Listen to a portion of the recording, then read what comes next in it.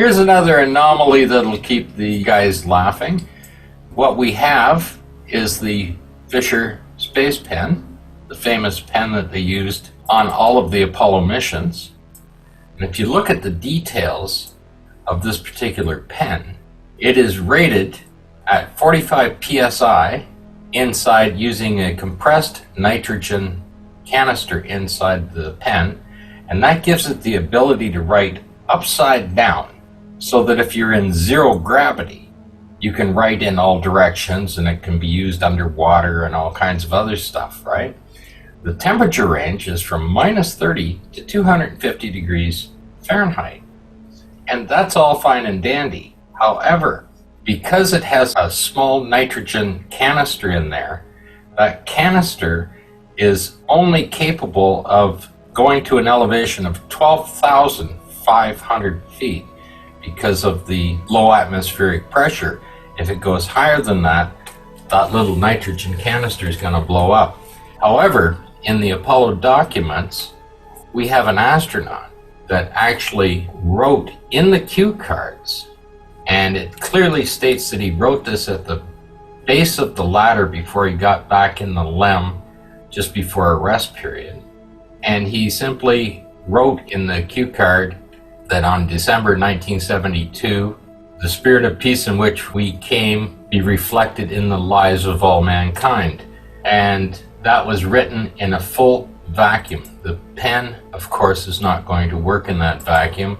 And as soon as they depressurize the LEM or the CSM or whatever, do a spacewalk, this pen is going to fail. That nitrogen canister is going to just simply blow up.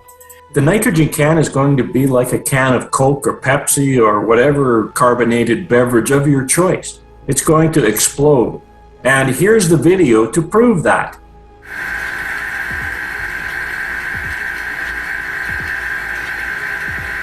Whoa! But it doesn't matter where you go and look at the details of this. The Fisher space pen, as much as people say that they spent millions of dollars to make this pen, the Fisher space pen was developed independently and sold to NASA, I think, for like $15 a piece or something like that back in the 60s. The fuel tanks that are on board of the LEM outside, those were made out of titanium. And that's the reason why they don't explode in the vacuum. Now you take this Fisher space pen, this cylinder is not made out of titanium, so it's going to be just like putting a can of pop inside of your vacuum chamber, turning it on, and boom. That's right. That's why it was only rated to 12,500 feet. That is clearly stated in all of the documents, that this pen doesn't work above that altitude. It's designed to overcome the gravitational force, so when you're writing upside down, it keeps the ink pushed against the ball so that it expresses itself, and it was also waterproof enough to work underwater. That was the design of it. The ink must have been very specially made to work down, that it wouldn't freeze down to minus 30. But of course, the lunar surface got a lot colder than that. So it would be interesting to see how NASA can explain that this thing worked, and that apparently they had them available for all missions. And of course, anything Russian were doing, they were using pencils because of this very problem. And it doesn't matter who wants to argue with it. The documents are so clearly stated in this particular item on this pen that nobody can argue with it. One of the most interesting points about the Fisher space pen is that at 12,500 feet, you're down to about 10 psi. 35,000 feet is about 5 psi, and that's about the same pressure that the LEM and the CSM, or the command module, was running at in their trip. So the pen wouldn't even work at that pressure, because it would have to be at least good for 35,000 feet to work even inside the craft. When you take it outside, it's definitely going to fail. Another anomalies is in Apollo 17 is Tracy's rock. And it was named for Cernan's daughter, Tracy, and the name was given when Alan Bean did a painting of this particular rock and he actually wrote in beside where the handprint on the rock where the dirt was disturbed, he wrote Tracy on there for certain, and of course sold his painting. But that particular rock has some very unusual anomalies. On the right-hand side of that photograph, okay, when it's being shot around to the other side, you can see that they needed to use a form, and the dirt is very, very smooth, and you can see the curve of it. They actually had to put probably a plywood form up there to hold the dirt in place to create this particular piece of equipment.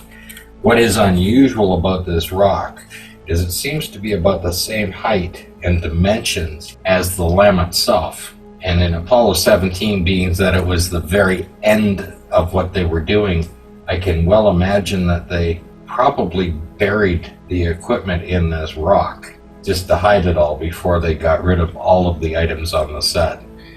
Absolutely amazing dimensions of this thing, even right down to the legs and everything else on this particular rock. Simply would house a LEM, and they did spend a lot of time around it and took a lot of photographs of it. What amazes me is that when you take the LEM and you superimpose it over Tracy's rock, the one leg that sticks out on the corner, it almost matches with the leg of the LEM. That's right. And if you look at the details in the top of it, you can see pieces of metal sticking out. You can even see an area where it matches where the secondary strut would come in on a leg. Pretty amazing. Just another Apollo 17 anomaly that will be completely argued with and unexplained. I mean, the only other thing they would do to it, the one for the Apollo simulations was simply a mock-up, so it wouldn't even be good enough for a museum piece, like all the rest of them are. What really surprises me is, like you said, the form. When you put plywood up and you strip it away from a concrete form, that's exactly what you get. It's nice and smooth all the way around. Yes, and then there's one area where you can see a rock has been pushed up to it. Just like they took a blade and just shoveled that rock right up to it. That's absolutely incredible. And you can see it quite clearly that that rock, it was just like a blade that pushed the dirt up on the back right-hand side of that rock.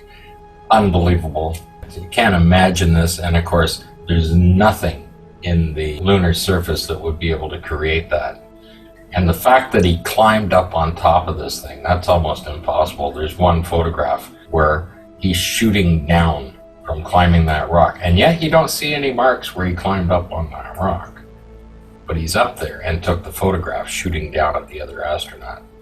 These guys are claiming that the suits are not flexible, and yet we see these guys on their knees bent fully upwards to their chest. Climbing that rock would be probably the most dangerous and stupidest thing that you would ever do if you were actually on the moon. One slip and it's all over. For both of them. I mean, it takes two of them to get off the surface, so if one guy is disabled, they're pretty much screwed. Of course, they didn't have any concerns like that because they were never there. They were simply running around Flagstaff. It does look and appears that they simply, to get rid of the evidence, they simply buried it. They created this rock, they put a spring form up on the molding of it, and you can see that clearly on there, and that's just undeniable. Beautiful smooth curve on it. And of course, people can argue about that all day long, how that's created, but we all know how it was created. I was looking through the journal site at some of the photos that they've added in there. I don't know when they were added. I haven't seen them there before. But there's quite a few new items being added to the journal site all the time. And I came across these photographs of Neil and Buzz practicing on the simulation set that they had, the indoor set, practicing opening the equipment. And here is the S-band antenna being opened up and deployed by Neil Armstrong. And as you can see, it's quite the little operation to get this thing up. There's probably another 10 or 15 photographs in the series. They start at S69 31152, but all of those within that area of those photographs on the journal site are sitting there showing that they needed this S-band antenna. My question is this: if they needed that S-band antenna, then why aren't they setting this up on the moon when they get there? Well, I think when they sent the prop guys over to set up the set to do the final simulation, the full dress simulation, it was just forgotten. This is what I don't understand, is that when you practice putting this antenna together as they did, that's for a purpose. So nobody does anything without a purpose. So their purpose is to learn how to set this equipment up on the lunar surface. But we've gone through all of the Apollo 11 videos, photos, and there's not one sign of that dish anywhere.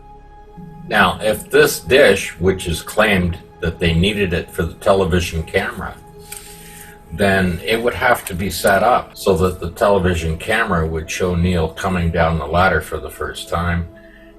And if they needed this for communications and data, it would also have to be connected to the experimental package. And of course, if you look at even Apollo 12 and 14 that had an S-band antenna, the experimental package is far too far away from the S-band antenna in those photographs.